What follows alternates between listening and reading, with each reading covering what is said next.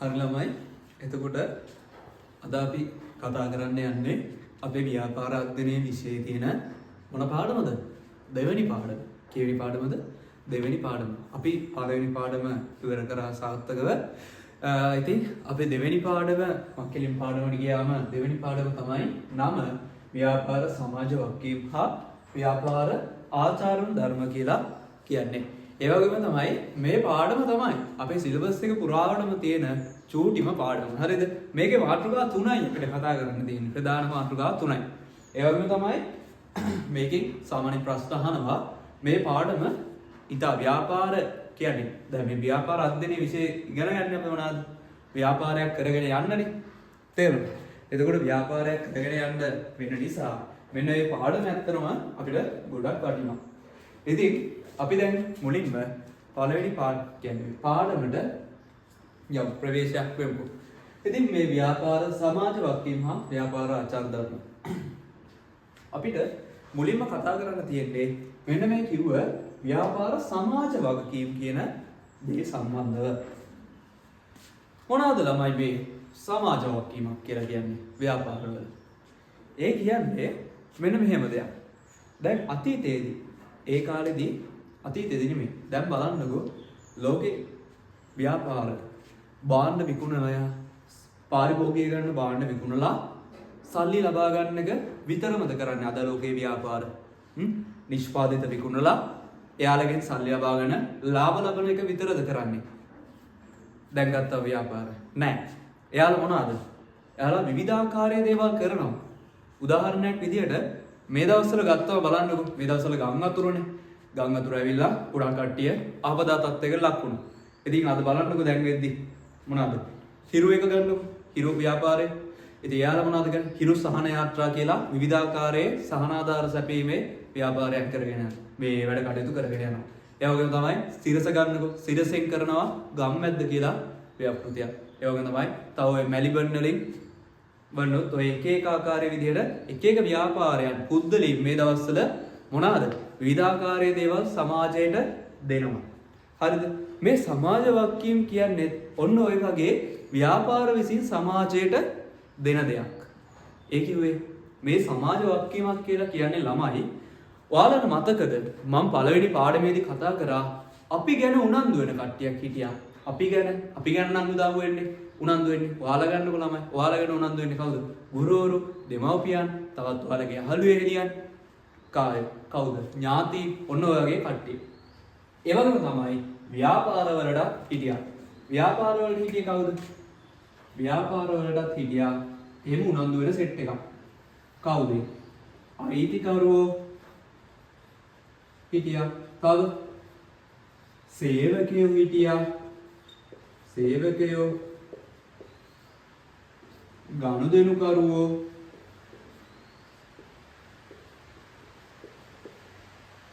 ප්‍රජාව නැත්නම් අපි ඔකට ගත්තොත් සමාජය කියලා.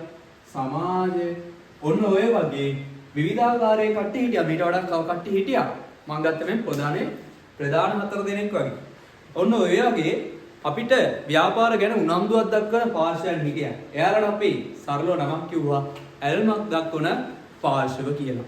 ඉතින් මේ කට්ටියකින් බලන්නකො ගනුදෙනුකරුවෝ. ගනුදෙනුකරුවෝගේ මොනවද කරන්නේ? අපි යාට නිෂ්පාදිත දීලා එයාගෙන් අපි හැම වෙලාවම ලාභ ලබන්නේ කාගෙන්ද?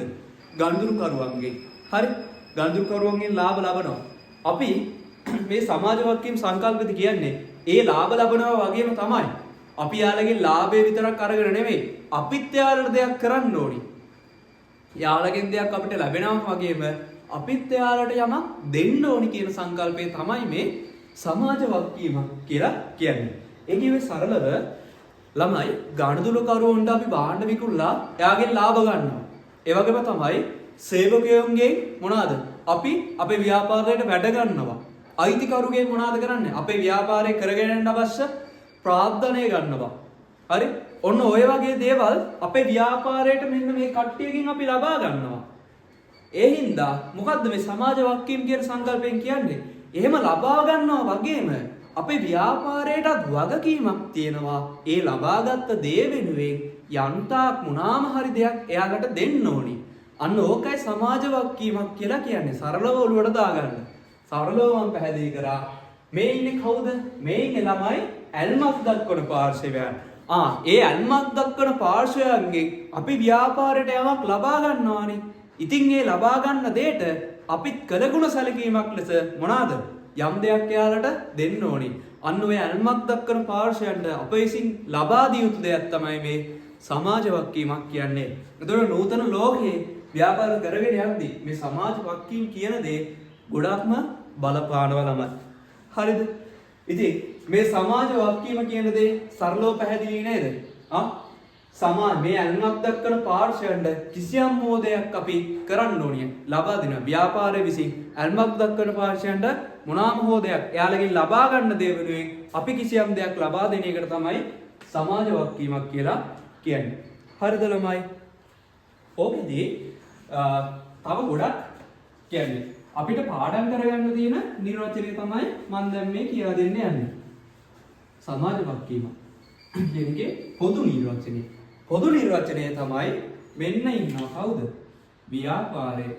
මේ ව්‍යාපාරයේ ඕගනයිසේෂන් ව්‍යාපාරය කෙරෙහි ඇල්මක් දක්වන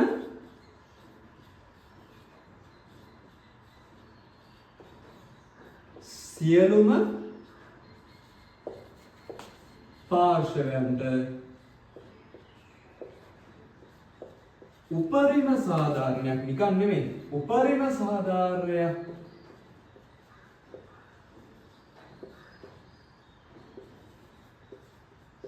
ඉටුවන ආකාරයට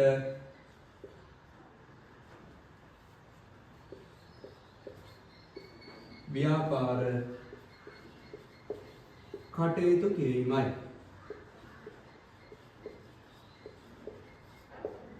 හරිද ළමයි? එතකොට ව්‍යාපාර සමාජ වගකීමක් කියන්නේ ව්‍යාපාරයේ කෙරේ ඇල්මක් දක්වන සියලුම පාර්ශවයන්ට උපරිම සාධාරණයක් ඉටුවන ආකාරයට ව්‍යාපාර කටයුතු කරන එකට තමයි මේ ව්‍යාපාරයේ සමාජ වගකීමක් කියලා කියන්නේ. උදාහරණයක් ගත්තොත් ළමයි ගනුදෙනුකරු ගන්නකො. ගනුදෙනුකරුවා නෑ සේවකයෝ ගමුකෝ. සේවකයෝ තමයි අපේ ව්‍යාපාරයේ පැවැත්ම තීරණය වෙන්නේ සේවකයන්ගේ ක්‍රියාකාරීත්වය මත. ඇත්තටම සේවකයෙක් හරියට වැඩ කරොත් නේද ඒ ව්‍යාපාරයේ හරියට තියෙන්නේ. ආනමයි ඒ ව්‍යාපාරයේ හොඳට තියෙන්නේ සේවකයෙක් වැඩ කරොත් නේද හරියට. ඉතින් ඒ මිනිස්සුන්ගෙන් අපි වැඩ ගන්නවා වගේම අපිත් එයාලට යමක් දෙන්න ඕනේ නේද? එයාලගෙන් විතරක් අරන් හරියන්නේ නැහැ. අපි එයාලා කරන වැඩේට සරිලන වැටුපක් සාධාරණ වැටුපක් දෙන්න පුළුවන්. ඒ වගේම තමයි මොනවාද? එයාලට සමානව සලකන්න පුළුවන්. සමහර ව්‍යාපාර තියෙනවා ඒ වගේ එක එක සේවකයන් එක එක විදියට සලකන්නේ. ලොක්කට ගොට්ට අල්ලන එකාට හොඳට සලකනවා. අර නිකන් අහිංසක එකාට එන නරක විදියට සලකන්නේ. එහෙම නැතුව සමානාත්මතාවයේ ಜಾති කුල ආගම් සලකන්නේ නැතුව අපිට සමානාත්මව සලකන්න පුළුවන්. අන්න ඔය වගේ අයිතිකරු ගන්නකො. අයිතිකරු තමයි අපේ ව්‍යාපාරයට සල්ලි යොදවන්නේ. ව්‍යාපාරය ආරම්භ කරන්න, ව්‍යාපාරය ඉදිරියට පවත්වා ගන්න ප්‍රාර්ථනා යොදවන්නේ යා. ඉතින් මේ යොදවන ප්‍රාර්ථනාව වෙනුවෙන් අපිට පුළුවන් නේද? අපි දෙයක් දෙන්න බෑ. ඉතින් අපිට පුළුවන් මොනවාද? සාධාරණ ලාභයක් අත් කරලා දෙන්න පුළුවන්. ආර්ථික ප්‍රතිලාභ ලබා දෙන්න පුළුවන්. ඔන්න ඔය වගේ විවිධාකාරයේ වැඩ කරන්න පුළුවන්. ඔන්න ඔය වගේ දෙයකට තමයි මේ මොනවාද? සමාජීය වගකීම කියලා කියන්නේ. උදාහරණ සමාජය ගන්නකො. සමාජයෙන් තමයි අපි සමාජය තුල තමයි ඉන්නේ මිනිස්සු. ඉතින් මිනිස්සුන්ගෙන් තමයි අපි මොනවාද? ඉස්පාත් විකුණලා මේවා ගන්න කරන්නේ. මොකද ව්‍යාපාරය කරගෙන යන්න සමාජය අත්‍යවශ්‍යයි. ඉතින් සමාජයෙන් දේවල් ගන්නවා වගේම තමයි අපිත් මොනවා හරි සමාජයට දෙන්න එපා ව්‍යාපාරයක් කරන මොනවාද? අපිට පුළුවන් රැකියා අවස්ථා දෙන්න. ජොබ් ටිකක් දෙනවා සමාජයේ ඉන්න මිනිස්සුන්ට. තව ඔය මේ දවස්වල තියෙන ප්‍රජා සත්කාර සේවා ඔය ආධාර බෙදන්නේ ඔය වගේ වැඩ කරන්න පුළුවන්. ඔන්න ඔය වගේ අර ඇල්මක් දක්කර පාර්ශවයන්ගෙන් යම් දෙයක් ගන්නවා හා සමානව අපි සමාජයට දෙයක් දෙන්න ඕනේ කියන සංකල්පය තමයි මේ සමාජ වගකීම් කියන දේ අදහස. ඒක තමයි මේ කියදී ව්‍යාපාරයේ කෙරේ ඇල්මක් දක්වන සියලුම පාර්ශවයන්ට උපරිම සාධාරණයක් ඉටවන ආකාරයට ව්‍යාපාර කටයුතු කරන එක තමයි මේ ව්‍යාපාර සමාජ වගකීමක් කියලා කියන්නේ ළමයි. මේක තමයි ඔයාලා පාඩම් කරගන්න ඕනේ නිර්වචනය. ඒ වගේම තමයි තව විවිධාකාරයේ නිර්වචන දීලා තියෙනවා. මොනවාද? එක එක මේ තව එක ආයතන විසින් කිව්වේවා රටවල් විසින් කියපේවා ඒවා අත්‍යවශ්‍ය නෑ වැඩි. හරිද? ඒවා මම නෝට් එකේ ලියා ගන්න දෙන්නම්. ඔයාලා දැන් ව්‍යාපාර මුලින්ම පාඩමේ දෙවෙනි පාඩමේ නම ලියා ගන්න. ව්‍යාපාර දෙවෙනි පාඩමේ මාතෘකාව ලියා ගන්න. ව්‍යාපාර සමාජ වගකීම් හා ව්‍යාපාර ආචාර ධර්ම. ව්‍යාපාර සමාජ වගකීම් හා ව්‍යාපාර ආචාර ධර්ම.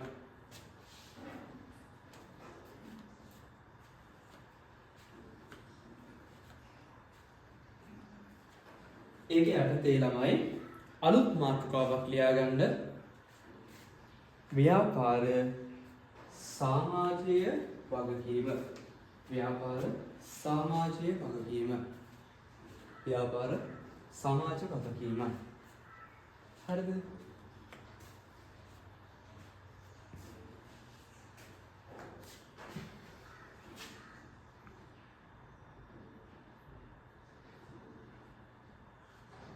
ඉතින් ලියා ගන්න ව්‍යාපාර සමාජ වගකීම. හරි. ඒකේ අර්ථය තව ලියා ගන්න නිර්වචනය. පොදු නිර්වචනය කියලා. හරි. පොදු නිර්වචනය කියලා පළ ලියා ගන්න. පොදු නිර්වචනය කියලා ලියා ගන්න.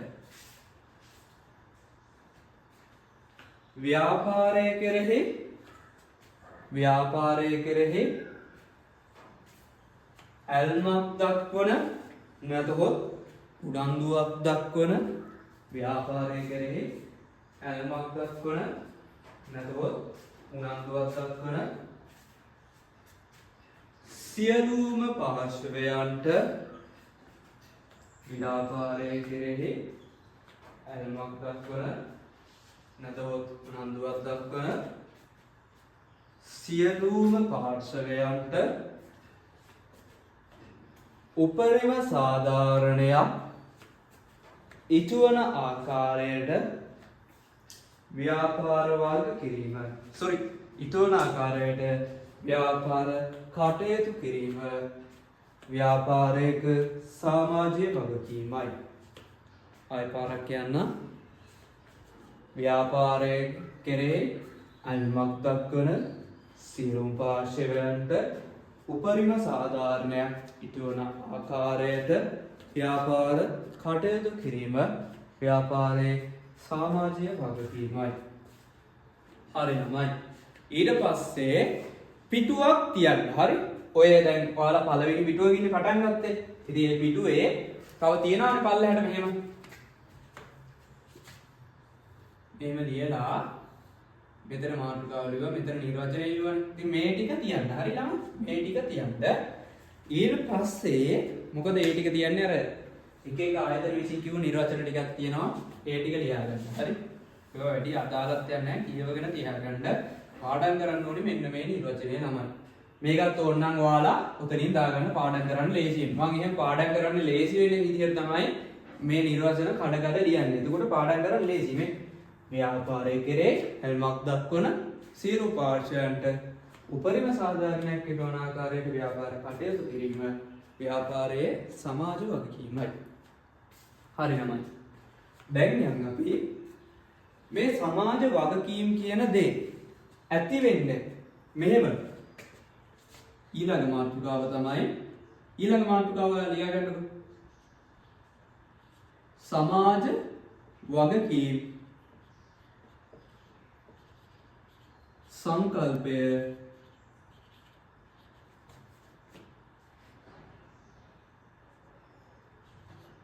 බිහිවීමේ අවශ්‍යතාවය.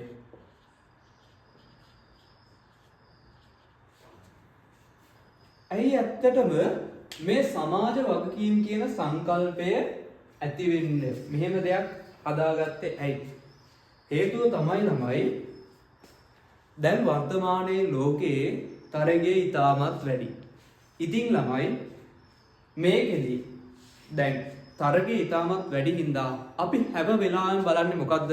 අනිකාට වඩා මොනවාද? අනිකාට වඩා උඩින් ඉන්න හැම වෙලාවෙම බලන්නේ තරගකාරීත්වය ඉහළ නේ. අපි හැම වෙලාවෙම බලන්නේ අනිත් කෙනාට වඩා තරගකරුවන්ට වඩා උඩින් ඉන්න. ඉතින් ඔය උඩින් ඉන්න ඕනි හින්දා මොකද්ද? අපි ඔහේ අර ගනුදෙනු කරවන්න බඩු විකුණලා ලාභ අරන් විතරක් හරියනවද? නෑ. අපිට තරගයට සාර්ථකව මුහුණ දෙන්න නම් මේ තරගය කියන දෙයට මුහුණ දෙන්න නම් අපි මොනවාද ඊට වඩා ලොකු දෙයක් කරන්න ඕනේ. ඉතින් මොනවාද කරන්නේ? ව්‍යාපාර අර ගනුදෙනුකරුවෝ වගේම ව්‍යාපාරයේ කෙරෙහි ඇල්මක් දක්වන අනිකුත් සියලුම පාර්ශව කෙරෙහි උනන්දුවක් දක්වන්න පෙළඹෙනවා මෙහිදී. මොකද්ද වෙන්නේ? ඒ කියන්නේ එයාලගෙන් ගන්න දෙයට අයාලටත් මොනවා හරි දෙයක් කරන්න යනවා. බලන්නකෝ දැන් අර හිරු එකෙන් කරද්දි හිරු එකෙන් සහන යාත්‍රා කියලා අර ආධාර දෙද්දි දෙරණත් කරන්න ගන්නවා. සිරසත් කරන්න ගන්නවා. දැක්කද? ඒ ඔක්කොම තරග කරන ළමයි. දැක්කද? ඒ වගේ එකට මේවා කරනවා. ලයිෆ් බෝයි එකෙන් දෙද්දි එකකින් දෙනවා. ඔන්න හච් එකෙන් ආධාරයක් දුන්නා මිලියන 600ක. ඊට පස්සේ මොනවද? ඩයලොග් එකකුත් දෙනවා. මොබිටෙල් එකකුත් දෙනවා. අන්න ඒ වගේ.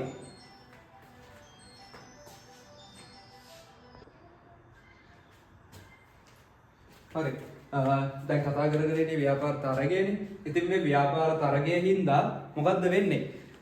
අපිට අර කිව්වා වගේ ගනුදෙනුකරුවන්ගේ ලැබෙන ලාභය විතරක් අරගෙන සේවකයන්ගෙන් ලැබෙන සේවාව විතරක් අරගෙන අපිට ඔහේ ඉන්න බෑ. මොකද දැන් ව්‍යාපාර ලෝකේ තරගකාරීනේ. ඒ හින්දා අපි අනිත් අයට වඩා හොඳ දෙයක් කරන්න ඕනේ හැම වෙලාවෙම. ඒ හින්දා මේ සමාජ වක්කීම් කියන සංකල්පය ඇති වුණා. උදාහරණයක් මම කිව්වේ හිරු එක කරද්දි අර කට්ටියත් කරනවා. මොකද දෙවෙනි වෙන්න බෑ.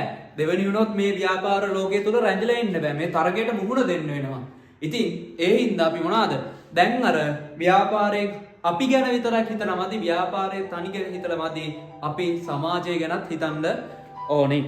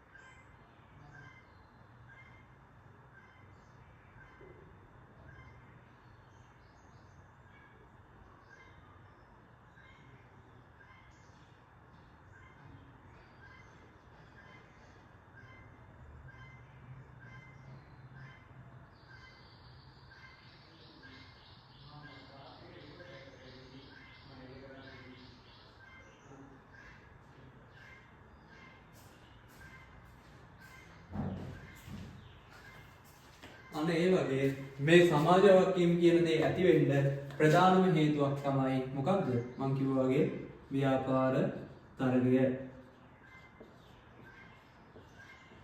ඒ කියන්නේ ළමයි ඒ දවස්වල ව්‍යාපාර අයිතිකරුවෝ ගැන විතරයි හිතුවේ. ඒ කියන්නේ අයිතිකරු සල්ලි යොදවන හින්දා ඉතින් එයාලට ලාභෙ දීලා අපි හිමු වගේ සීන් එකක් තමයි තිබ්බේ. ඒ කියන්නේ ඒ කාලේ තිබ්බේ අයිතිකරු කියන සංකල්පයක් ළමයි. අයිතිකරු ගැන විතරයි හිතුවේ. හැබැයි මේ තරගයක් එන්න මේ කට්ටිය තීරණය කරගත්ත තේරුම් ගත්තා අපි අයිතිකරුවෝ ගැන විතරක් නෙමෙයි අපි සමාජයේ සේවකයෝ ගනුදෙනුකරුවෝ ඔන්න ඔය වගේ ඇල්මක් දක්වන පාර්ශව ගැනත් අපි හිතන්න ඕනේ. මොකද අපි එයාලගෙනුත් දෙයක් ගන්නවා. ඉතින් එයාලටත් දෙයක් දෙන්න ඕනේ කියන සංකල්පය ආවා. එහෙම හොඳ ව්‍යාපාරයකට විතරයි මේ වර්තමාන ව්‍යාපාර ලෝකයේ තුර රැඳිලා ඉන්න පුළුවන්. බලන්නකෝ ගොඩක් ඔය ප්‍රධාන පෙළේ ව්‍යාපාර මේ සමාජ වක්කීම් කියන දේ අනිවාර්යයෙන්ම කරනවා. ඔන්න පළවෙනි හේතුව තමයි ව්‍යාපාර තරගය. දෙක තමයි මොනවාද? ගෝලීයකරණය. ගෝලීයකරණය කියලා කිව්වේ මම ඔයාලට පළවෙනි පාඩමේදී කියා දුන්නා. දැන් ලෝකයේ තියෙන සෑම රටවල් තනි ලෝකේ තනි ගමක් විශ්ව ගම්මානයක් කියලා දැන් අපි සලකන්නේ මේ ලෝකයේ. ඒ කියන්නේ දැන් අර තනි රට තුල විතරක් නෙමෙයි දැන් වෙනදම් කටයුතු වෙන්නේ. අපේ රටේ කරනවා, තවත් රටේ කරනවා, තවත් රටවල් බොහෝමයක් කරනවා. ඒ රටවල ව්‍යාපාර අපේ රට තුල සිද්ධ වෙනවා. අන්න ඒ වගේ එක එක විදිහේ ගෝලීකරණය වෙලා මිනිස්සු ගෝලීකරණය වෙච්ච එක්ක මොනවද වෙලා තියෙන්නේ? විදේශ නිෂ්පාදිත පරිභෝජනයට හුරු වෙලා තියෙනවා. ඒ වගේම තමයි අපේ දේශීය නිෂ්පාදිත විදේශයට යවන්න හුරු වෙලා තියෙනවා. ඔය වගේ විවිධාකාරයේ වෙනස් වීම වෙලා තියෙනවා. ඉතින් දැන් අර දේශීය තරගයට අමතරව මොනවාද? ගෝලීය තරගයකුත් ඇවිල්ලා තියෙන්නේ. ගෝලීය නිෂ්පාදත් වෙන්න පොළට ඇවිල්ලා තියෙන්නේ. ඉතින් ඒවටත් මුහුණ දෙන්න එපා ඉතින්. ඒවටත් හරියට මුහුණ දෙන්න මොනවද ඕනි? සමාජ වක්කීම්. මොකද එතනත් ඇති වෙන්නේ තරගයක්. මොකද අපේ රටේ නිෂ්පාදයට වඩා පිට රටේක හොඳයි කිව්වොත් අපේ වුණාද කරන්නේ පිට රටේ ගන්නනේ යන්නේ. එතකොට මොනවද වෙන්නේ? අපේ උන්ට ෂොට් එක හම් වෙනවා. ඉතින් ඒ වගේ තමයි අපි එන්නේ මේ දේ වළක්වා ගන්න මෙන්න මේ සමාජ වගකීම් කෙරෙහි යොමු වෙන්න ඕනි. අන්න එක හේතුවක් තමයි ගෝලීකරණය. ව්‍යාපාර තරගය ගෝලීකරණය. තුන්වෙනි එක විද්‍යුත් ව්‍යාපාර. විද්‍යුත් ව්‍යාපාර කිව්වේ ළමයි අන්තර්ජාලය හරහා සිදු කරන ලබන ව්‍යාපාරනේ. ඉතින් මේ විද්‍යුත් ව්‍යාපාර ඇයි මේ සමාජ වගකීම් කියන සංකල්පය ඇති වෙන්නේ මේක හේතුුනේ. හේතුව තමයි ළමයි දැන් බලන්නකො ගොඩක් කට්ටිය භෞතිකව තියෙන ව්‍යාපාර වලට යනවාද බඩු ගන්න? නෑ ගොඩක් වෙලාවට දැන් හැමෝම හුරු වෙලා තියෙන්නේ වෙබ්සයිට් එකට ගියා තෝරාවා ගත්තා නැත්නම් ඩරාස් එකට ගියා ඇටු කට් කරා බයි කරා. ඔන්න ඔය වගේ ඔන්ලයින් හරහා නැත්නම් WhatsApp මැසේජ් එකේ දැම්මා මේක ඕඩර් එක දැම්මා ගෙදරට ගෙන්න ගත්තා. ඔන්න ඔය වගේ දැන් මොනවද වෙලා තියෙන්නේ? මිනිස්සු ගොඩාක්ම අන්තර්ජාලය හරහා තමයි වැඩ කටයුතු කරන්නේ. ඉතින් මේකත් එක්ක කරද්දී අපිට අන්තර්ජාලය හරහා විවිධාකාරයේ හානිදායක දේවල් වෙන්න පුළුවන්. ඉතින් ඒ වගේ දේවල් වෙන්නේ නැති වෙන්න අපි පාරිභෝගිකයන්ගේ ආරක්ෂා කරගනිමින් අපේ මේ ව්‍යාපාර කටයුතු කරන්න ඕනි. ඒ වගේම තමයි ওই විද්‍යුත් ව්‍යාපාර හරහාත් අපිට මොකක්ද ඇති වුනේ? තරගකාරීත්වය. ඉතින් ඒ තරගයට මුහුණ දෙන්නත් අපිට මොනවාද? අපි අනිත් අයට වඩා දෙයක් හොඳින් කරන්න ඕනි. අපිත් ඔන්ලයින් කරනවා. හැබැයි ඔන්ලයින් කරනවා වගේම අපි කස්ටමර්ස්ලා ගැනත් අයිතිකරුවෝ ගැන ඔය වගේ කට්ටිය ගැන හිතන්න ඕනි. අන්න එක. තව එකක් විද්‍යුත් ව්‍යාපාර. අන්න එක මේක. අන්තිම එක තමයි පරිසර දූෂණය.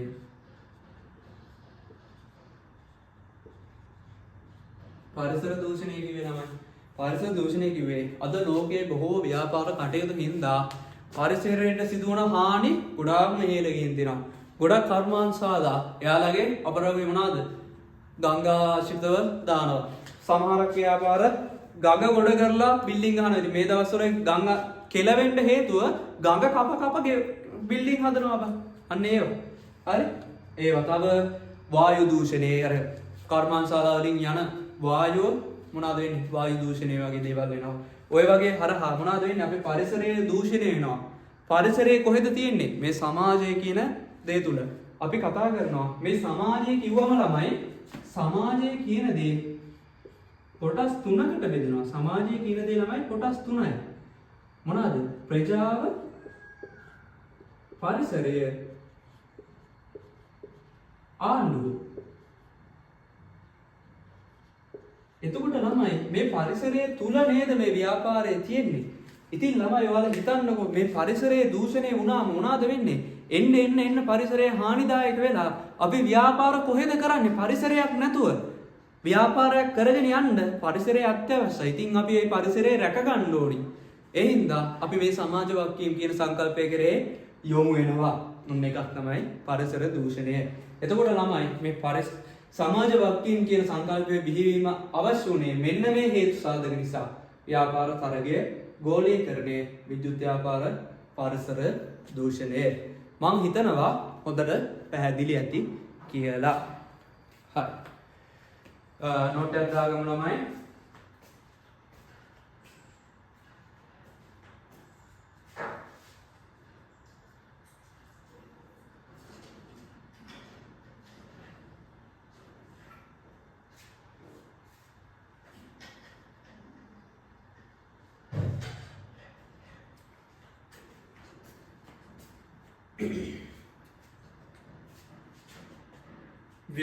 මාතෘකාලියන්ට සමාජ වගකීම් සංකල්පය බිහිවීමේ අවශ්‍යතාවය. සමාජ වගකීම් සංකල්පය බිහිවීමේ අවශ්‍යතාවය. ඊට පස්සේ ඒකේ අර්ථය ලියන්න ළමයි.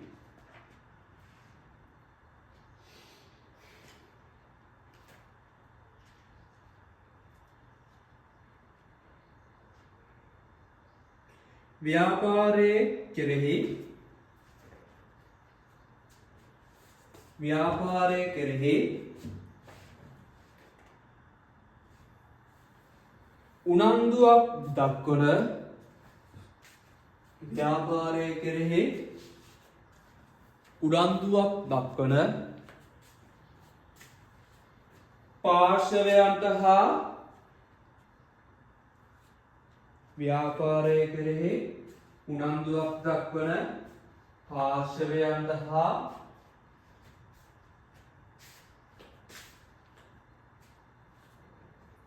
පොදුවේ සමාජයට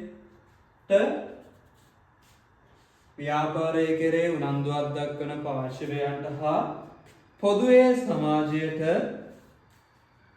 බලපෑ ඇති කරන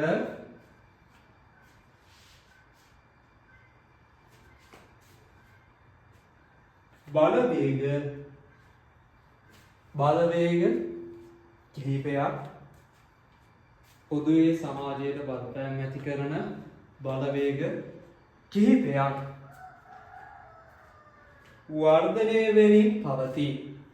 වර්ධනය වෙමින් පවතී.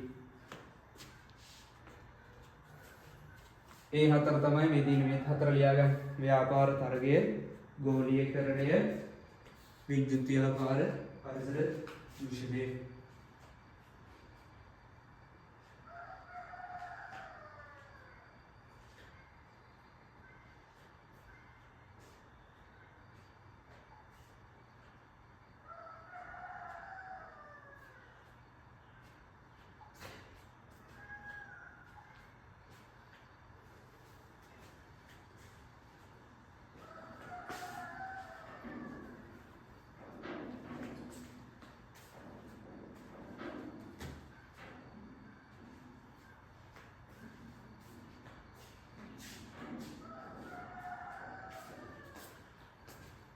හරි ළමයි.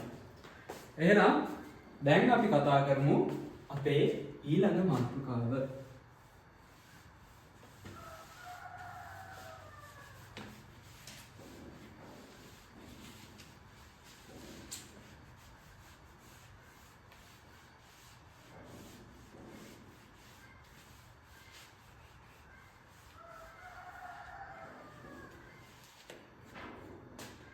ඊළඟ මාතෘකාව තමයි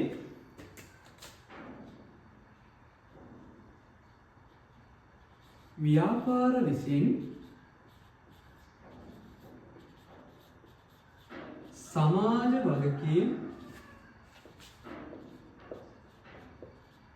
ඉටු කළ යුතු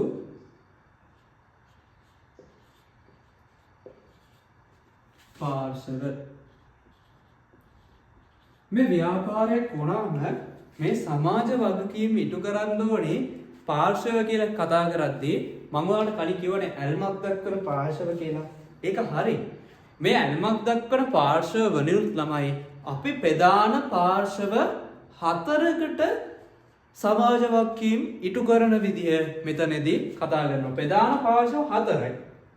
ඒ 4 දෙනා තමයි ළමයි පළවෙනියා කවුද? ගනුදෙනුකරුවන්.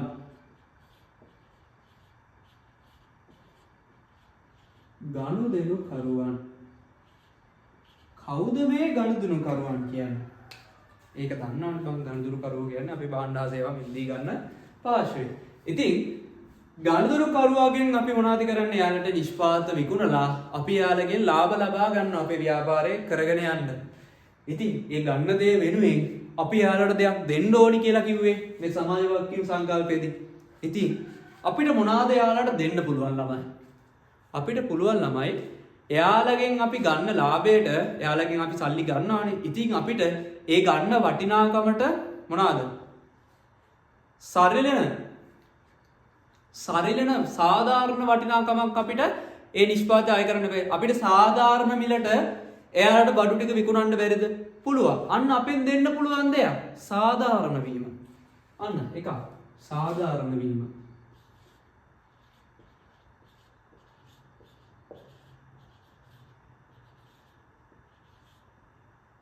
දෙක තව එකක් මොකක්ද ළමයි? සාධාරණ වෙන්න පුළුවන්. ඒ වගේම තමයි ළමයි අපිට සාධාරණ වෙනවා වගේම අපිට එයාලා වෙනුවෙන් කරන්න පුළුවන් තව දෙයක් මොනවද? සමහරක් ව්‍යාපාර දැකලා තියෙනව නේද? අර ඇඟට හොඳ නැති හානිකර දේවල් මිනිස්සුන්ට බලයෙන් විකුණනවා, බොරු කියලා විකුණනවා. එහෙම නැතුව අපිට බැරිද මිනිස්සුන්ට ඇත්තටම හානිදායක නොවන විදිහේ නිෂ්පාදනයට අලෙවි කරන්න? කියන්නේ විකුණන්න බැරිද? අපිට එයාලට වෙන්න පුළුවන් තියෙන හානිය අවම කරන්න බැරිද? අපිට කියන්න පුළුවන් ඕක ගන්න එපා, තිබ්බට ගන්න එපා, ඕක හොඳ නැහැ. ඒ වගේ දේවල් කියන්න පුළුවන් නේ. අන්න අපිට එයාලට දෙන්න පුළුවන් දෙයක් තමයි හානිය අවම කිරීම.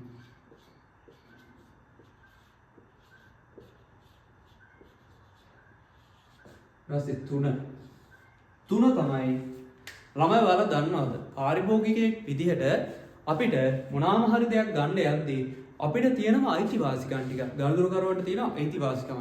ඒ කියන්නේ ළමයි ඔයාලා සමහරක් අඩ දැකලා තියෙනවද අපිට භාණ්ඩේ තෝරගන්න දෙන්නේ නැහැ. උට ඕන එක තමයි අපිට දෙන්නේ. එහෙම බෑ ළමයි. ඔයාලට හැකියාව තියෙනවා ඔයාට කැමති දේ තෝරලා බලලා ගන්න. තෝරා ගන්න අපිට අයිතියක් තියෙනවා. ඒ වගේම තමයි සමහරක් කඩවලින් ඔයාලා ගිහිල්ලා විස්තර අහද්දි මේ ගැන තොරතුරක් භාණ්ඩේ ගැන විස්තර අහද්දි උන් කියන්නේ නැහැ කැමති නැහැ. තොරතුරු පෙන්වන්නෙත් නැහැ. මොනවාද කියන්නේ නැහැ ඕනනම් ගනි නැත්තම් ඵලෙ.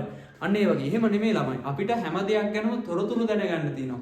ඉතින් තොරතුරු දැනගන්න අයිතියක් තියෙනවා. ඒකෙන් ළමයි ඔය බිස්කට් පැකට් වල අඩංගු ද්‍රව්‍ය මිල කල්ලිකුත් වීමේ දිනේ නිෂ්පාදනය කරපු දිනේ වගේ දේවල් ඇතුළත් කරන්නේ. ඔය තොරතුරු දැනගැනීමේ අයිතියට.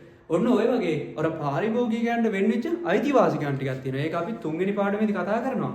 ඔන්න ඔය අයිතිවාසිකම් ටික අපිට ආරක්ෂා කරන්න බැරිද? ඉතින් ඒකත් අපිට එයාට දෙන්න පුළුවන් හොඳ දෙයක් නේද?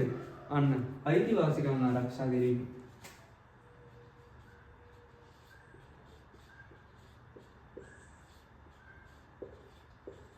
ආරක්ෂා කිරීම. ඊට පස්සේ තමයි තව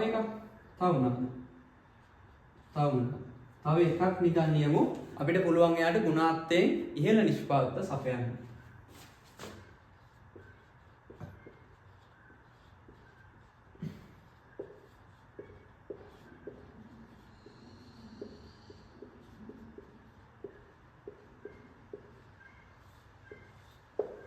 ගුණාත්මයෙන් ඉහළ නිෂ්පාදක සපයන්න පුළුවන්.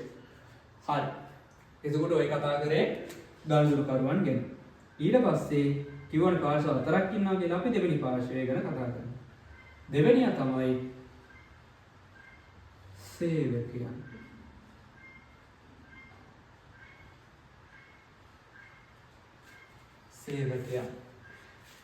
සේවකයන් මේ සේවකයෝ හින්දා තමයි අපි අපේ ව්‍යාපාරේ හරියට ඉසි පරිදි කරගෙන යන්නේ.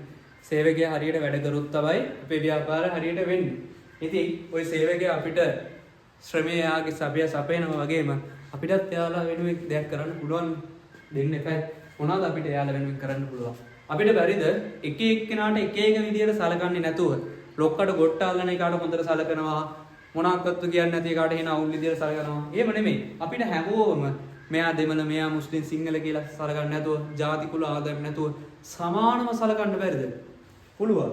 අන්නේ ඒ වල වෙනුවෙන් කරන්න පුළුවන් දෙයක් තමයි සමානාත්මතාව.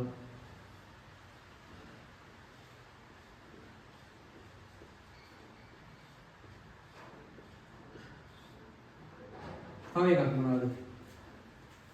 සමානාත්මතාව. ඒ වගේම අපිට බැරිද හැම සේවකයෙක් එක්කම හොඳ සුහදශීලී සම්බන්ධයක් පවත්වා ගන්න.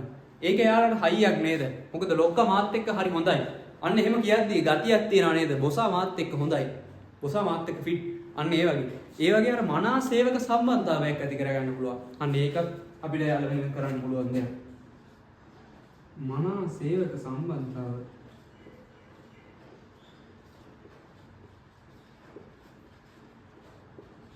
ඊට පස්සේ තුන මොකද්ද? මනා සේවක සම්බන්ධතාව. ඊළඟට අපි පුළුවන් ළමයි දැන් සේවකයෝනේ. එයාලා අපි ගාව තමයි වැඩ කරන්නේ. ඔයා හිතන්නකෝ ඔය වැඩ කර කර ඉද්දි ඒ මනුස්සයාට ජොබ් එක නැති වුණා කියලා. එයාලා මොනවද වෙන්නේ? එයාලගේ වැඩ, එයාගේ ජීවන කටයුතු, විතර පවුලේ අයගේ වැඩ, ළමයින්ගේ වැඩ කරගන්න බැරුව වෙනවා. එයාගේ එදිනෙදා කන බොන වේදම හිටක් පියවා ගන්න බැරි වෙනවා. එයාට යන එනමන් නැති වෙනවා. කොටිම කිව්වොත්. එහෙම වුණොත් ඒ ළමයි ඒක හරියනවද? සේවකයා බයෙන් නේද එතකොට අපේ ඔෆිස් එකේ වැඩ කරන්නේ. මේක ජොබ් එක කොයි වෙලාවෙ නැති වෙයිද දන්නේ නැහැ වගේ නේද? එහෙම නෙමෙයි ළමයි. අපිට පුළුවන් එයාගේ ජොබ් එක සුරක්ෂිතව උනාකත් වැරද්දක් කරන්නේ නැතුව හරියට ඉන්නවා නම් ඔයාගේ ජොබ් එක ආරක්ෂිතයි කියලා. අපිට එයාට ජොබ් එක කියන්නේ වෘත්තිය ආරක්ෂාව කරන්න පුළුවන්. අන්න. තව එකක්. වෘත්තිය ආරක්ෂාව.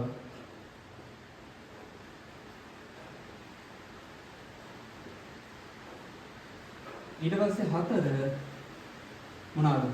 4 අපිට පුළුවන් ඔය වැඩ කරන තැන හොඳ සෞඛ්‍ය ආරක්ෂාවක් ඇති කරන්න පුළුවන්. සෞඛ්‍ය පහසුකම් සපයන්න පුළුවන්. අත් හොදන්න හොඳ වොෂ්රූම් ටිකක් හදන්න පුළුවන්. ඒ වගේම තමයි වැඩ කරන තැන හොඳට ක්ලීන් එකට තියන්න පුළුවන්. ඔය වගේ විවිධ සෞඛ්‍ය පහසුකම් සපයන්න පුළුවන්. ඒකත් ඇත්තටම හොඳයිනේ. ඒ සමහර කම්පැනිස් තියෙනවා ඒවා යන්නත් එපා වෙනවා. සේවකයන්ට වැඩ කරන්නත් එපා වෙනවා. ඒ තරම් අපිරිසුදුයි. වොෂ්රූම් මේවත් ඒ වගේ. ඒ වුණාට සමහර කම්පැනිස් තියෙනවා හොඳට තියෙන. ඒ වගේ වැඩ කරන්න ආසෙ දිනවා. අන්න ඒවල එතකොට එයාට දෙන්න පුළුවන් සෞඛ්‍ය පහසුකම්. තව සෞඛ්‍ය පහසුකම්.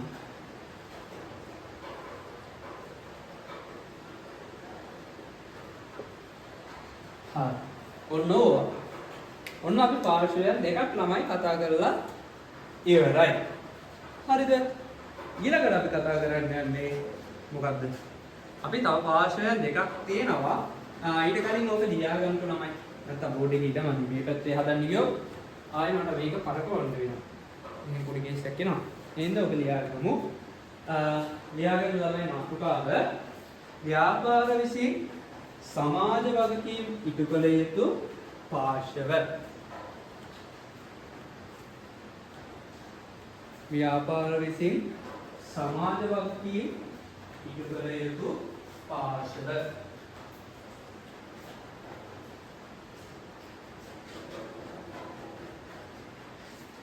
ඊට පස්සේ එක දාලා ලියා ගන්න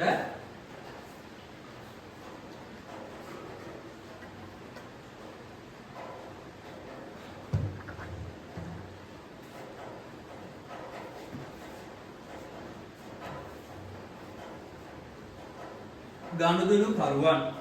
ඊට පස්සේ ඔය බෝඩ් එකේ දාලා තියෙන දෙක ලියා ගන්නවා.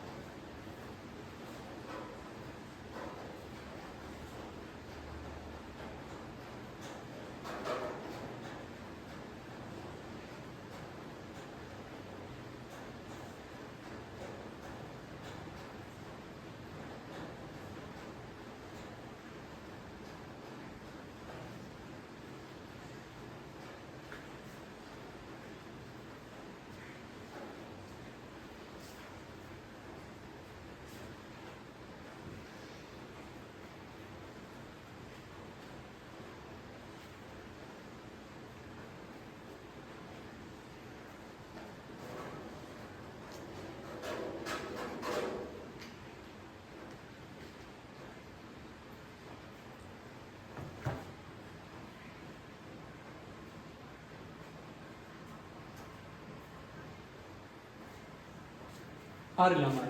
මම හිතනවා ලියා ගන්න ඇති කියලා නැත්තම් පෝස්ට් කරලා බලන්න හරි.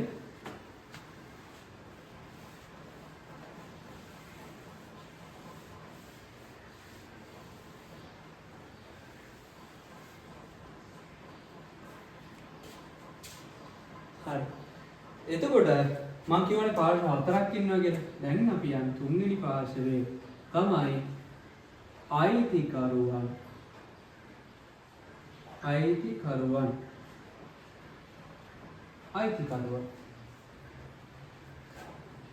මේ අයිතිකරුවන් යටතේ අපිට අයිතිකරුවන්ට කරන්න පුළුවන් දේවල් මොනවාද? ආලම අපිට පුළුවන් එයා මොනවාද අයිතිකරු කරන්නේ? අපේ ව්‍යාපාරය තුල සල්ලි ආයෝජනය කරන එක ළමයි. එයා තමයි ව්‍යාපාරයට අවශ්‍ය ප්‍රාර්ථනා යොදවන්නේ. ඉතින් එයාගේ ඒ ප්‍රාර්ථනයට අපිට සාධාරණ ඉපයීමක් නැත්නම් ලාභයක් අරන් දෙන්න පුළුවන් නේද? එයාට දෙන්න පුළුවන්. ඒක අපිට කරන්න පුළුවන් හොඳ දෙයක්. අන්න. ඒක සාධාරණ ඉපයීමක් ලබා දීම. නැත්නම් අත්කර දීමක් පුළුවන්. තව එකක් එයාට ආර්ථික වශයෙන් ප්‍රතිලාභ දෙන්නත් පුළුවන්. ආර්ථික වශයෙන් කිව්වෙන් ඒ කියන්නේ මොනාම හරි ඒ කියන්නේ ආර්ථික වශයෙන් කියන්නේ මොනවා වගේද? එක එක වාහන ආදී දෙන්න පුළුවන්. ඒ වගේම තමයි එයාට මූල්‍යමය වශයෙන් දෙන්න පුළුවන්. ඔයගේ ආර්ථිකමය කියන්නේ ඔන්න ඔය කිව්වාගේ මූල්‍යමය වශයෙන් දෙන දේවල්. ඒ වගේ දේවල් අපිට එයාට සපයන්න පුළුවන් අයිතිකරුට. ඔය කම්පැනි වලින් දෙන ආර්ථිකමය ප්‍රතිලාභ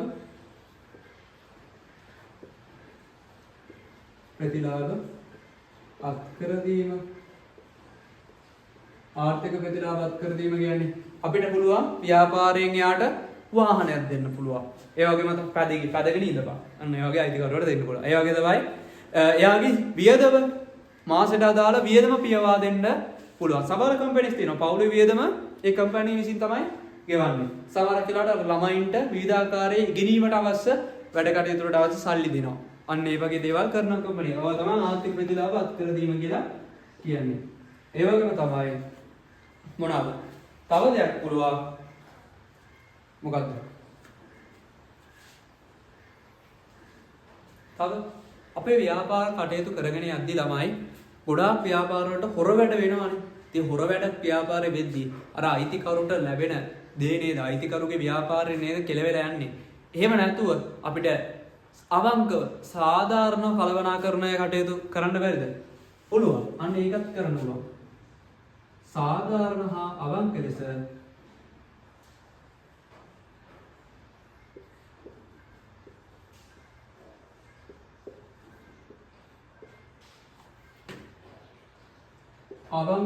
අවංක ලෙස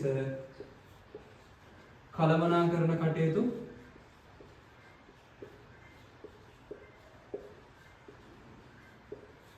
සිදු කිරීම. මේ ටික තමයි අපිට ගුරුවත් පොතේ කියලා දෙන තියෙන. තව අමතරව එකක් ලියා ගන්න ළමයි හතරක් දෙන්න එපායි. තේරෙනවද? අපේ BS වල පොඩි දෙයක් තියෙනවා. ඔයා කරුණු ඔය ගොඩාක් තියෙන වගේ පාඩම් කරගන්න ඕනේ කරුණු හතරයි. හරිද? ඒක තේරුම් ගන්න. හරි හතරක් පාඩම් නම් ඔයා ගොඩ. අනිත් ඒවා නිකන් කියව ගන්න. දැක්කොත් මතක් වෙනවා ගන්න තියාගන්න. එච්චරයි.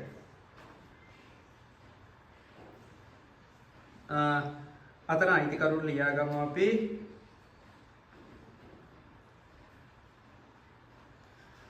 එයා ආයෝජනය කරන දැන් අපි මෙයා සල්ලිනේ ආයෝජනය කරන්නේ අපේ ව්‍යාපාරේ. ඉතින් අපිට පුළුවන් ඒ ආයෝජනය සුරක්ෂිත කරන්න. ඒ ආයෝජනය මේ වෙන්නේ නැහැ, කෙල වෙන්නේ නැහැ, වගේ ආයෝජනය නැති වෙන්නේ නැහැ කියලා අපිට ආයෝජනයේ සුරක්ෂිත බවක් ඇති කරන්න පුළුවන්. ආයෝජනයේ සුරක්ෂිත බව ඇති කරන්න.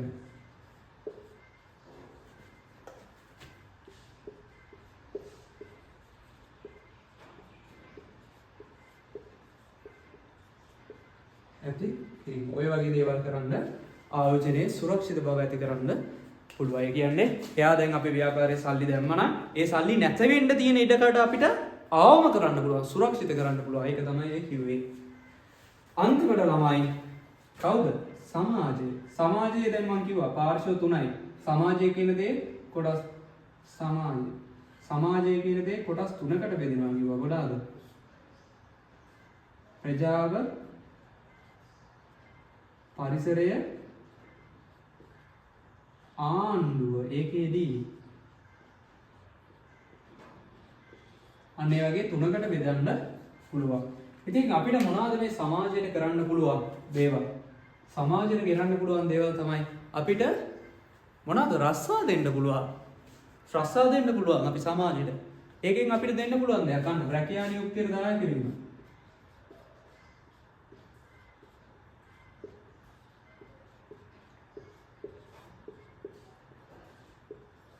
මොනවාද? රැකියා නියුක්තියට දායක වෙන්න පුළුවන්. ඒ වගේම තමයි අපිට පුළුවන් සමාජයට දෙන්න මොනවාද? ව්‍යාපාර වුණාම අපේ වර්ෂයේ ආදායම මත අපි බද්දක් රජයට ගෙවන්න ඕනේ. ඉතින් ගොඩක් ව්‍යාපාර ওই බදු ගෙවන එක පැහැර හැරලා ඉන්නවා. මිනිස්සුත් ওই බදු වලට බයිනවා. හැබැයි මතක තියාගන්න ඕනේ රජයක් රටක් දුවන්න නම් රජයට ආදායම් ඕනේ. ඉතින් මේ ආදායම කොහොමද රජය සපයාගන්නේ? මේ බදු කියන හරහා. බදු හරහා තමයි ප්‍රධාන රජයේ ආදායම් මාර්ගය. ඉතින් රජයේ වියදම් කරන්න රජයට ආදායමක් තියෙනවා. ඉතින් ආදායම් ගන්න බදු වලින්. ඉතින් ඔයාලත් කවදා හරි බදු ගෙවන්න තියෙනවා නම් අනිවාර්යයෙන්ම ගෙවන්න. ඒක ඇත්තටම රටට ඕනේ. මොකද රට තුල තමයි ව්‍යාපාරයේ ව්‍යාපාරෙත් තියෙන්නේ. ඉතින් රට පවතිනවා නම් ව්‍යාපාරෙත් පවතිනවා. රටක් නැතුව ව්‍යාපාරයක් කරගෙන යන්න බෑ. තේරුණාද? ඒ හින්දා අපි බදු ගෙවන එක නොපිරිහෙලා ඉටු කරන්න පුළුවන්. බදු ගෙවීම නොපිරිහෙලා ඉටු කරන්න පුළුවන්.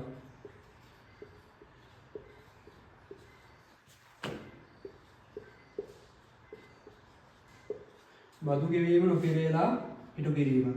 ආයෙත් මොනවද? රැකියා නියුක්තියට දායක වීම, බදු ඉරේ නොපිරිහෙලා ඉටු කිරීම. දැන් අර මං කිව්වේ මේ දවස්වල අර මහජනයාට එක එක දේවල් දෙනවා. ප්‍රජා සත්කාර.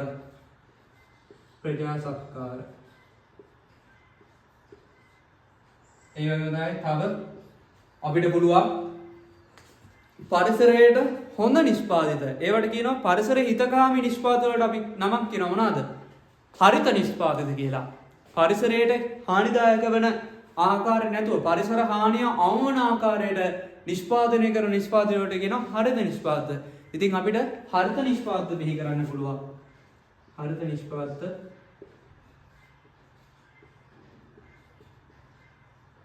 බිහි කිරීම. ඔය වගේ දේවල්. හරි. ඕවා තමයි ව්‍යාපාරයේ ආචාර ධර්ම කියලා අපිට ව්‍යාපාර ආචාර ධර්මයේ සමාජ වක්තිය කියලා අපිට සමාජයට කරන්න පුළුවන් දේවල්.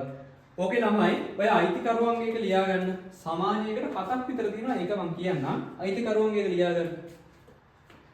අයිතිකරුවන්ගේ ලියා.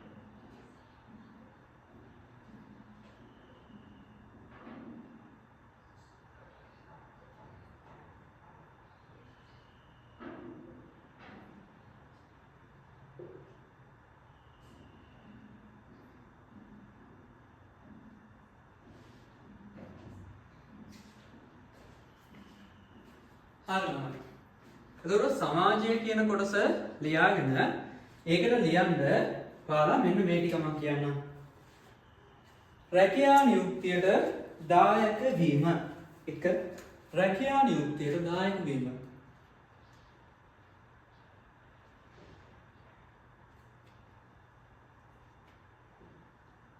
2. බදු ගෙවීම නොපිරිහෙලා ඉටු කිරීම. බදු ගෙවීම නොපිරිහෙලා ඉටු කිරීම.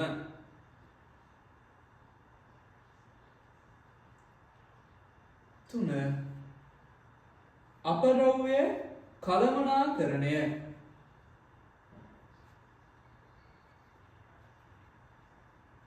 4.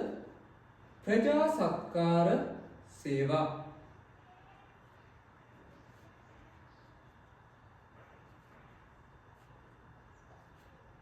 5. හරිත නිෂ්පාදිත.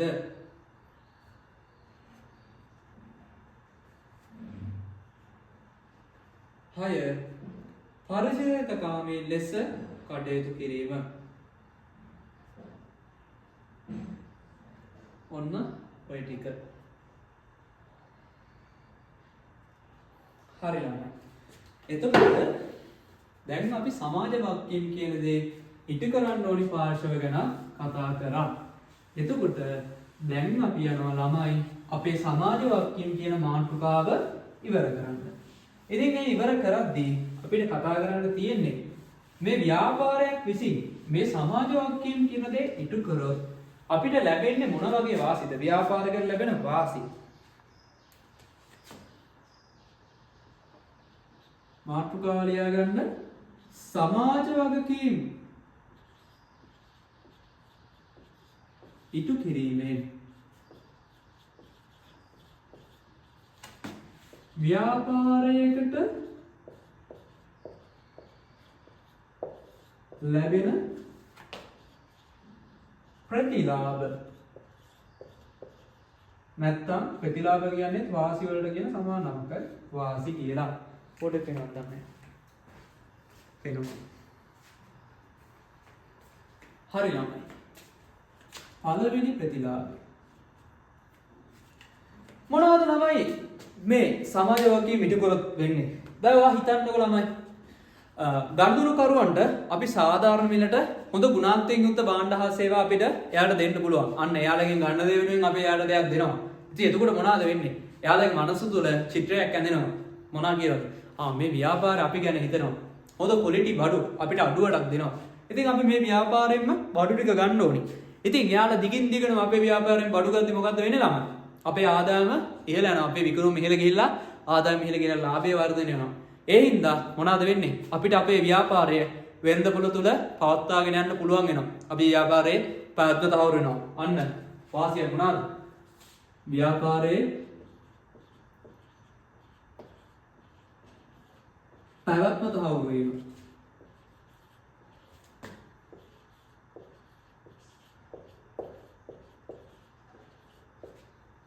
දෙක. ඔය වගේම මිනිස්සු අතර මොනවාද මේ ව්‍යාපාරය හොඳයි මේ ව්‍යාපාරය හොඳයි මේක සාධාරණ වෙන්න අර මිනිස්සු අතර කට කතා යනවා ව්‍යාපාරයේ නම ගැන. ඒක වර්ධනය වෙනවා. අන්න ඒකත් ව්‍යාපාරයේ එතකොට මොකද්ද වාසිය? ව්‍යාපාරයේ නමට අපි නමක් කියනවා දැන් කීර්ති නාමය කියලා. හරි? කීර්ති නාමය. කීර්තිගේ නාමය නෙමෙයි අර ව්‍යාපාරයේ තියෙනට ඔය හැදිලා තියෙන නමක් තියෙන්නේ. දැන් මෙලිබන් බිස්කට් මාංචි බිස්කට් වගේ බිස්කට් කිව්වා මෙලිබන් මාංචි. අන්න ඒ වගේ නමක් හැදිලා තියෙනවා නේද? අන්න ඔය නමට තමයි අපි කියන්නේ කීර්ති නාමය කියලා. ඔන්න ඔය කීර්ති නාමය වර්ධනය වෙනවා.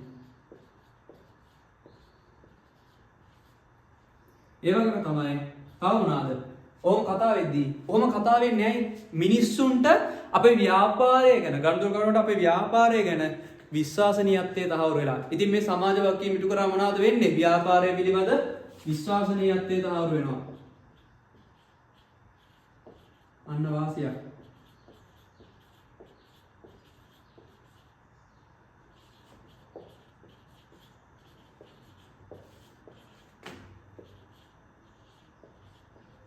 තහවුරු වීම. ඊට පස්සේ තව එකක් මොකද්ද? අපිට පුළුවන් ගනුදෙනුකරුවන්ව සතුටු කරන්න බැරිද? මෙහෙම කරලා ගනුදෙනුකරුවන්ව තෘප්තිමත් කරන්න බැරිද? පුළුවන්. අන්න තව එකක්. ගනුදෙනුකරුවන් තෘප්තිමත් කරන්න පුළුවන්. ඒකත් වාසියක්.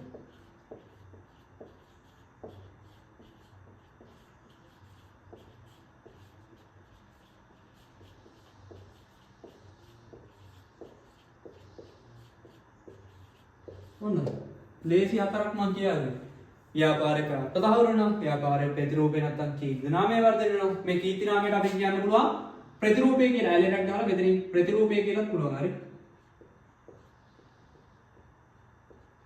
වර්ධනය වීමක් පුළුවන්. ව්‍යාපාරයේ පිළිබඳ විශ්වාසනාත්මක තහවුරු වෙනවා. ගනුදෙනුකරුවන් තෘප්තිමත් කරන්න පුළුවන්. ඔන්න ඔය වගේ දේවල් වෙනවා. හරිද? තව අපේ ව්‍යාපාරයේ අරමුණු හා පරමාර්ථ සාර්ථකව ළඟා කරගන්න පුළුවන් වෙනවා. ඔය වගේ දේවලුත් වෙනවා. එහෙනම් ලියන්නකො ළමයි. මාතෘකාව ලියාගන්න. සමාජ වාක්‍යය ඉටු කිරීමෙන් ව්‍යාපාරයකට ලැබෙන ප්‍රතිලාභ නැතොත් වාසි.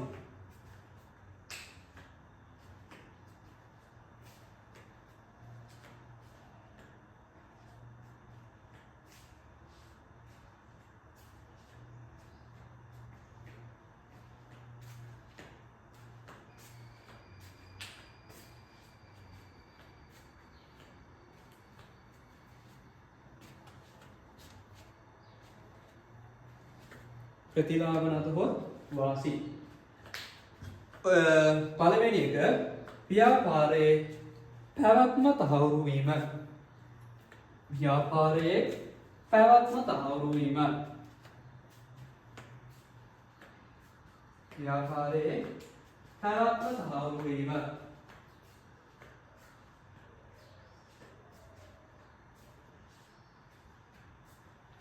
දෙවෙනි එක ව්‍යාපාරයේ කීර්ති නාමය නැතහොත් හැලේරක් ගහලා ප්‍රතිරූපය වර්ධනය වීම. ව්‍යාපාරයේ කීර්ති නාමය නැතහොත් ප්‍රතිරූපය වර්ධනය වීම. තුන්වෙනි එක ව්‍යාපාරයේ පිළිබඳ විශ්වාසනීයත්වය තහවුරු වීම. ව්‍යාපාරයේ පිළිබඳ විශ්වාසනීයත්වය තහවුරු වීම.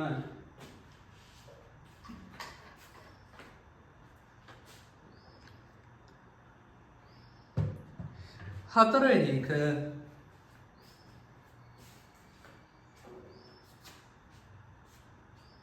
ගනුදෙනුකරුවන් තෘප්තිමත් කළ හැකි වීම.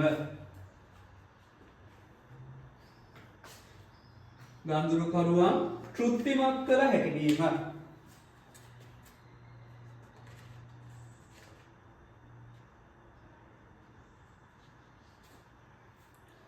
අන්තිම එක ව්‍යාපාරයේ අරමුණු හා පරමාර්ථ කරා ව්‍යාපාරයේ අරමුණු හා පරමාර්ථ කරා ළඟාවීමට පහසු වීම. ව්‍යාපාරයේ අරමුණු හා පරමාර්ථ කරා ළඟාවීමට පහසු වීම.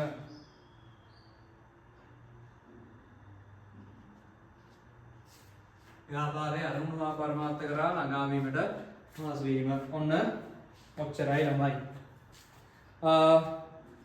දැන් අපි කතා කරමු දැන් මේ සමාජ වාක්‍යයෙන් ඉටු කිරීමේ ව්‍යාපාර වලින් ප්‍රතිලාභ වගේම ඒකේ අනිත් පැත්තක් තියෙනවා. හැම එක වාසි විතරක් නෙමෙයි. අවාසිත් තියෙනවා. ලැබෙන අවාසි මොනවාද? අවාසි මොනවාද ළමයි ඇත්තට මේවා කරොත් ලැබෙන්නේ? අපි සමාජය ගැන හිතුවොත් මොනවද වෙන්නේ අපිට? සමාජය ගැන අපි හිතුවොත් සමාජය ගැන හිතුවොත් මොනවාද අපිට ලැබෙන අවාසිදායක තත්ත්වයන්? වාසිත් තියෙනවා අවාසිත් තියෙනවා හැම දෙයකම. මොනවා කියලාද ඔයාලා හිතන්නේ?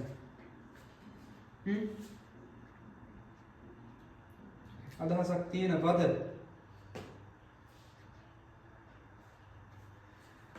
එකක් තමයි ළමයි අපිට මේවා කරන්න. දැන් ඔය හිරු එකෙන් එහෙම ඔය බියලි ආහාරයෙන් බෙදන්න සල්ලි වියදම් කරන්න වෙනව නේද? එක එක ආධාර දෙන්න මොනවා හරි දෙයක් හදන්න කරන්න. ඔයාට අපිට සල්ලි දාන්න වෙනවා. සල්ලි වියදම් කරන්න වෙනවා ව්‍යාපාරේ. ඉතින් අපිට අමතර පිරිවැයක් දරන්න වෙනවා නේද? ඒක අපිට අවාසියක්. ඉතින් අපේ ව්‍යාපාරේ පිරිවැය වැඩි වෙනවා. ඒක අමතර පිරිවැය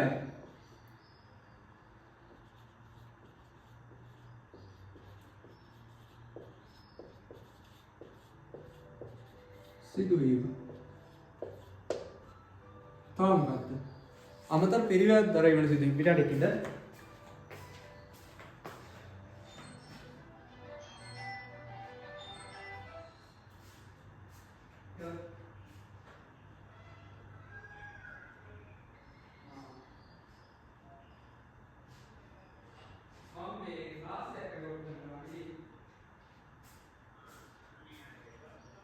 නෑ දැන් ඉවරයි. නෑ මම මේ රෙකෝඩ් එකක් කරගෙන ඉන්නේ. ඊයේ මට ක්ලාස් එකට රෙකෝඩ් කරගන්න බැරි වුණා. ඒ ඉන්නේ කියලා වෙන්නේ. ඔන්ලයින් ඉන්න බැරි කෙනෙක් කියලා ඉන්නවනේ යාළුවෝ ඉන්නේ බැරි.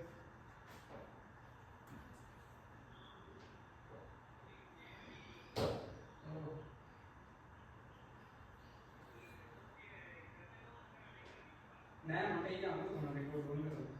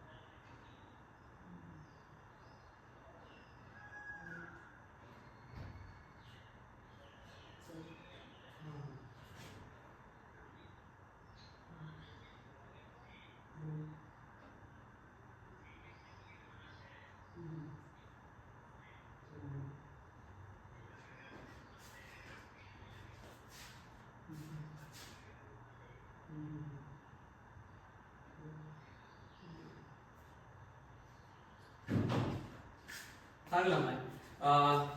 අමතර මොනවාද? අමතර පිරිවැයක් දරන්න වෙනවා. ඒ වගේම තමයි අපි මොනවාද? අපි අර වැඩ කරද්දී මේ වගේ වැඩ කරද්දී අපි අර අසාධාරණ වැඩ කරලා හොර වැඩ කරලා ඒවා කීයක්වත් වැඩිපුර හොයන්න යන්නේ නැහැ නේද? ඇත්තටම ඉතින් පොඩ්ඩක් අපටි වැඩක් එහෙම කරන්නේ නැහැ නේද එතකදී. එතකොට අර අපිට අපේ උපරිම ලාභ ව්‍යාපාරයේ උපරිම ලාභ ලබා ගන්න බැරි වෙන යනවා. ඒක අපි ලියමු මෙහෙම. ව්‍යාපාරයේ උපරිම ලාභ ලබා ගැනීමට මේ වෙනවා කියන්නේ ව්‍යාපාරයේ ලාභය උපරිම කරන්න බාධා ඇති වෙනවා.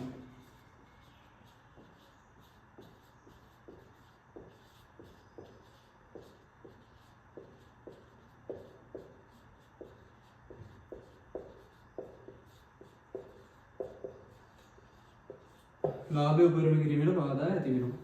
තව තමයි අපේ ව්‍යාපාරයේ කටයුතු කාර්යක්ෂමව කරන්න බැරි වෙනවා කියලා අපි කියනවා. මොකද හරියට කරගන්න බෑ සමාජය ගැන හිත ඉන්න ගියාම බා ව්‍යාපාරේ දවල් ඉගෙන ගත්තේ මේක අලුවට දාගන්නකො. ඔයාලා ඉගෙන ගන්න දෙයට අමතරව තව වෙන දේවල් කරන්න කිව්වොත් ඔයාලගේ ඉගෙන ගන්න දේ හරියට කාර්යක්ෂමව කරගෙන යන්න බැරි වෙනවා. හරිද? ගොඩාක් කටයුතු පුළුවන් යෝන් ඉන්නවා. හරිද? ළමයි පුළුවන් යෝන් ඉන්නවා. හරි? පුළුවන් යෝන් ඉන්නවා. ඉතින් බොහෝ පිටසකට ඒක බෑ. අකාර්යක්ෂම වෙනවා. හරි? පුළුවන් යෝන් ඉන්න නැහැ කියන්නේ. හරි? ව්‍යාපාරයේ ලාභ උපරිම බාධා ඇති වෙනවා. ඒ වගේ තමයි ව්‍යාපාරයේ කටයුතු කාර්යක්ෂම කළ නොහැකි වීම. හරියට කරගන්න බැරි වෙනවා. හැමදාම නෑ. හරි? පුළුවන් යෝන් ඉන්න. පුළුවන් කට්ටියක් ඉන්නවා වගේ බාහිර වැඩ කර කාර්යක්ෂම ගෙන ගන්න වැඩත් කරන. බහුතරයකට බෑ. හරි ළමයි. ඉතින් සමාජ වාක්‍යම් කියන මාතෘකාව ඉවරයි. මම හිතනවා තේරෙන්න ඇති කියලා. ඒ වගේම තමයි තව එකක් තියෙනවා. දැන් මම ප්‍රශ්නයක් අහන්නද ළමයි. මේ සමාජ වාක්‍යම් කියන දේ අර ගල්තුරුකරුවන්ට, අයිතිකරුවන්ට, සමාජයට, සේවකයන්ට කියන කට්ටියටම කරනවානේ. ඉතින් මේ කට්ටියගෙන් එක්කෙනෙක් විතරක් තෝරන් කරොත් මේක සමාජ වාක්‍යමක් කියලා හඳුන්වනවද? නෑ ළමයි. අපි සමාජ වාක්‍යම් නිර්වචනය කිව්වේ මොකද්ද? ව්‍යාපාරයේ ඇල්මක් කෙරේ ඇල්මක් දක්වන සියලුම පාර්ශ්වයන්ට. ඒ කියන්නේ ගනුදෙනු කරුවන්ට විතරක් සාධාරණ මිලට භාණ්ඩ හා සේවා සපයලා විතරක් හරියන්නේ නැහැ. අනිකුත් ඇල්මක් දක්වන අනික් කට්ටියට සේවකයන්ට සමානව සලකන්න ඕනේ. අයිතිකරුවන්ට සාධාරණ නිපැයුමක් ලබා දෙන්න ඕනේ. ඒ වගේම තමයි සමාජයට රැකියා නිර්මාණය කරන්න ඕනේ වගේ පරිසරයේ දූෂණය අවම කරනවා වගේ දේවල් කරන්න ඕනි. එක්කෙනෙක් කෙරෙහි විතරක් අවධානය යොමු කරන්න බෑ. සමස්ත ඇල්මක් දක්වන පාර්ශ්වයන්ටම අපෙන් ඉටු වෙන්න ඕනි දේවල් ටික ඉටු කරන්න ඕනි. අන්න ඒකටයි සමාජ වාක්‍යම කියලා කියන්නේ ළමයි. හරිද? එතකොට මේ සමාජ වාක්‍යම කියන මාතෘකාව ඉවරයි. නෝට් එක ලියා ගන්න. සමාජ වාක්‍යම ඉටු කිරීමෙන් ව්‍යාපාර ලැබෙන ආසි කියලා එක අමතර පිරිවැයක් දැරීමට සිදුවීම ව්‍යාපාරයේ ලාභ උපරිම කිරීමට බාධා ඇතිවීම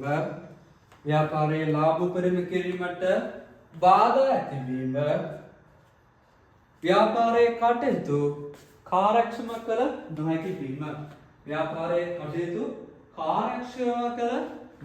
වීම. ඔන්න ඔය ටික. තව මාතෘකා කියන්නේ තව ලියා ගන්න කොටස් දෙකක් තියෙනවා. ඒ ටික මම ඔයාලට ෆොටෝස් දාන්නම්. ඒක ලියා ගන්න අර නිර්වචන ටික. හරි ළමයි එහෙනම් බයි.